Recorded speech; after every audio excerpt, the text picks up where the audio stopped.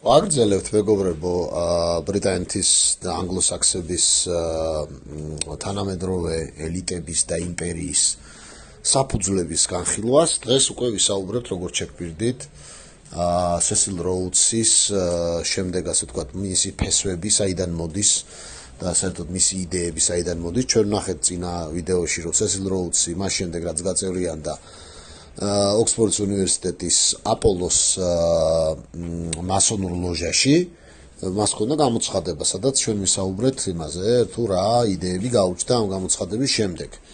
თვითონ ეს ოცნება ნახეთ, აგერ წერია რა, აგერ ხედავთ ჩვენ, Rhodes' dream of the world ruled by a small cadre of Englishmen was rooted in Freemasonry, which had been created in 1716 when a group of British nobles gathered at the Goose and the Green Ale House to establish the Grand Lodge of London.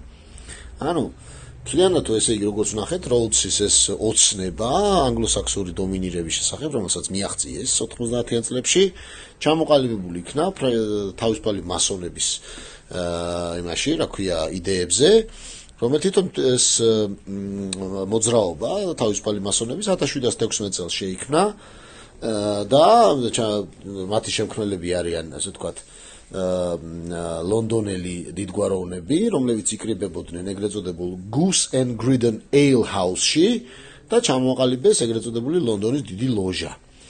ამას გვატყობინებს მკვლევარი სანფორდ ჰოლსტი, რომელიც ასე ვთქვათ ძალიან ღრმა ანალიზი ორი ასე ვთქვათ შედეგად მასონიკ sourcebook არის გამოცემული, რომელსაც შეგიძლიათ გაეცნოთ აგერ იმაზე და ასევე ამას ადასტურებს ასევე ალბერტ გალატინ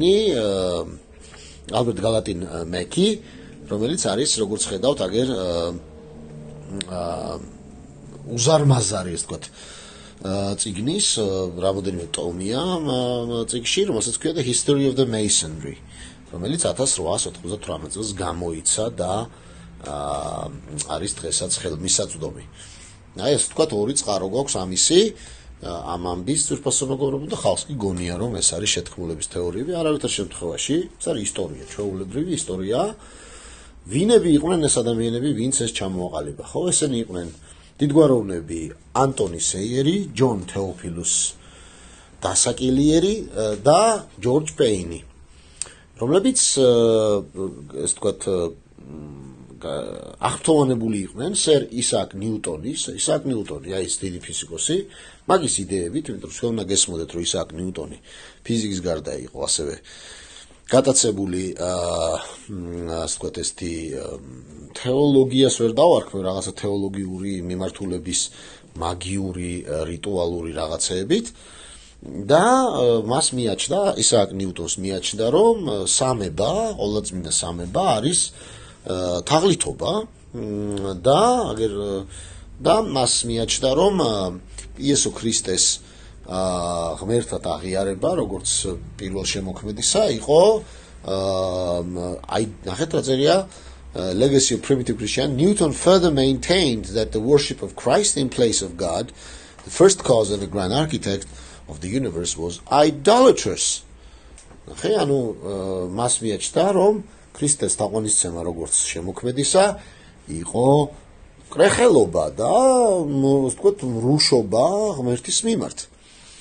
და აი ამაში სახში იკრიბებოდნენ ეს ადამიანები და განიხილავდნენ, რომ მაგარია მასში ბიბლიის მეფეთა წიგნში, როდესაც განხილულია და აღწერილია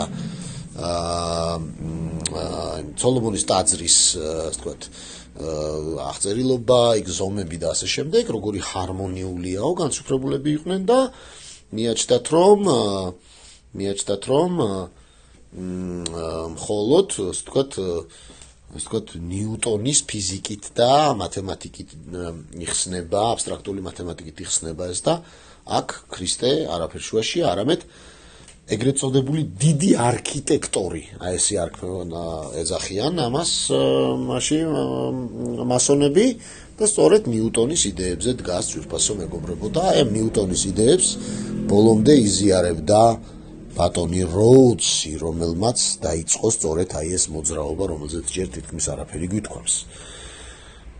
ეს არის მეორე ნაწილში, რაც მინდა მეთქვა. მადლობა ყურადღებისთვის და გავაგრძელებთ მესამე ნაწილში. მესამე ნაწილში უკვე ვისაუბრებთ ზოგადად მასონური მოძრაობის ფესვებზე, კიდევ უფრო ხმა ფესვებზე, რომელიც ჩადის ძველთა ძველ სწავლებაში, არასწორ მცდარ ერეტიკულ სწავლებაში, რომელსაც ჩვენ ვიცნობთ ქრისტიანები როგორც გნოსტიციზმი.